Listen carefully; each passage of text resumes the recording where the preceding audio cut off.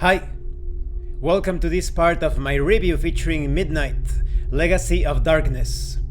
This is a setting for Dungeons & Dragons 5th edition.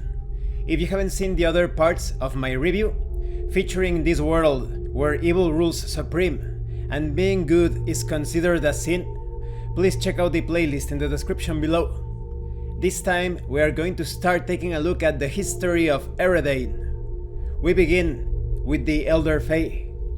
The Elthedar, or Elder Fae, as they are called in the Erenlander tongue, were the first of the peoples born to the continent of Eredain. Myth holds that they were the children of the lost gods, blessed in their creation and favored by the celestial realm. The Elder Fae lived in unified majesty across Eredain, and they settled many other lands beyond.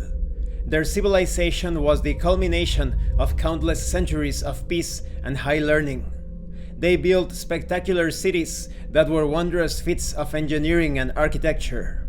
They sailed vast trade fleets and exchanged goods and knowledge with other ancient peoples across Aerith.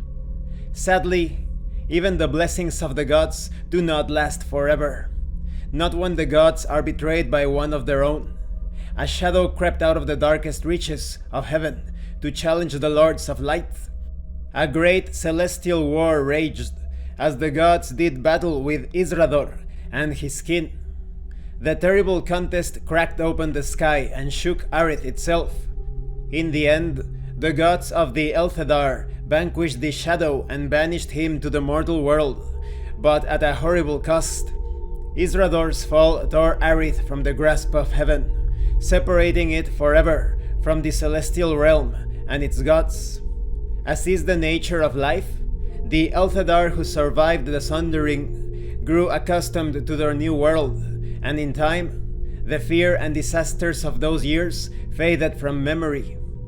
Each scattered group adapted in its way, and civilization was re-established in new forms and new traditions. Eventually, these new civilizations would rise to dominate the lands of Eredain as the Alethar, the Younger Fae. But long before that point, the Elder Fae who sought refuge in the vast forests of the west took shelter in the trees and became skilled hunters and foresters. They courted the spirits of nature. Over long generations, these children of the natural world became the elves. In the absence of the once bright flare of divine magic, the elves discovered the spark of arcane power.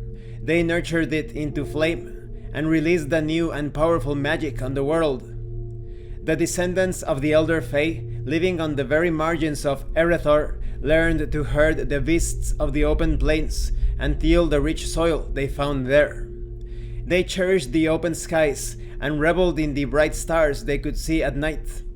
These nomadic herders and hunters are now called halflings. In the east, many Elthedar took refuge from the darkness of the Sundering in the high valleys of the Caladrun Mountains. There they grew stout and rugged like their stony surroundings. They learned to mine the riches of the highlands and to work metal into masterful tools and items of exquisite beauty. These people became the dwarves. Others, driven into the foothills by their stubborn honor, settled along the shores of the Ebon Sea. They constructed small boats and built stout coastal villages of brick and mortar. These people are now known as the Gnomes. Finally, some of the Elthedar traveled north to build great warrens in the cold lands of the frozen tundra. These people spent their summers roaming and hunting the vast caribou herds, then returning to their homes in the fall to spend the winter months telling tales and expanding the vast oral histories of their ancestors. These people would eventually become the Orcs. Out of all the Fae, the Orcs' tale is the most tragic. Their story is spoken of elsewhere, but through no fault of their own, they would slowly be twisted and corrupted by the Shadow until they formed the core of Isrador's armies and the first of his agents of destruction in the world. The Elthedar had shared their world with all manner of creatures and peoples, both wild and magical.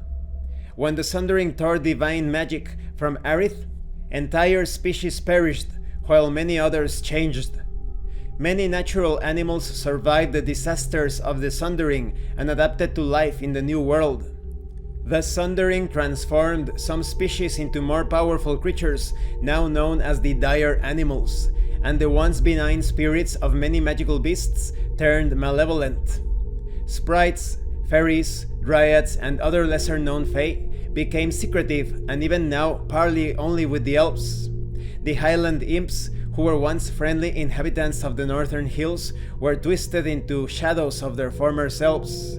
Now, as goblins, many join Isrador's orcs in their raiding. The dragons were once good and noble beings, and true friends of the Elthedar. They suffered greatly when divine magic left the world. A great schism formed within dragonkind, as the chaos of the Sundering turned those enigmatic beings against each other. Throughout the thousands of years during which the younger fae crawled from the ruins of their old world and built a new one, the malevolent god was dormant, slumbering in a terrible undeath. He lay harboring his waxing powers, reaching the insidious tendrils of his evil influence ever farther to the south. The shadow watched the younger fae grow strong again and build new civilizations. He was weak, but bided his time, knowing that one day he would bend these new peoples to his divine will. His essence drifted southward, like a poisonous fog, and where it found the weak of spirit or cruel of heart, it took subtle hold. The shadow lurked on the frontiers of civilization, slowly corrupting others to his intent. The shadow also needed worshippers, priests, and cultists who would make vile sacrifices to quicken his return to strength. He found this as well. He needed all these things, and so, quietly, subtly, he worked. Over the centuries, over the aeons, the malign god fed the growth of his orc legions, corrupted his servants, and drew worshippers to his church. For thousands of years, the shadow's power slowly grew, insidious and hidden. And this concludes this part of the review. In the next part, we are going to talk about the dawn of the First Age. So I think it's pretty logical how Isrador started to expand his influence and create those mechanisms of control. His network of cultists, his religion, his spies, as we have seen, the corruption was gradual, even though the people that most of them descended from these fae beings, they started to put up a fight, to put up a stand, but in my opinion, their offensive should have been more extreme. They should have gone beyond the limits, and sadly this was not so. Isrador gradually took hold. Thank you for watching this part of the review. If you have any comments or questions, please let me know. And thank you so much to those of you that have been supporting the channel by sending right-through RPG gift certificates. If anyone else wants to further support the channel, the information on how to do that will be in the description below.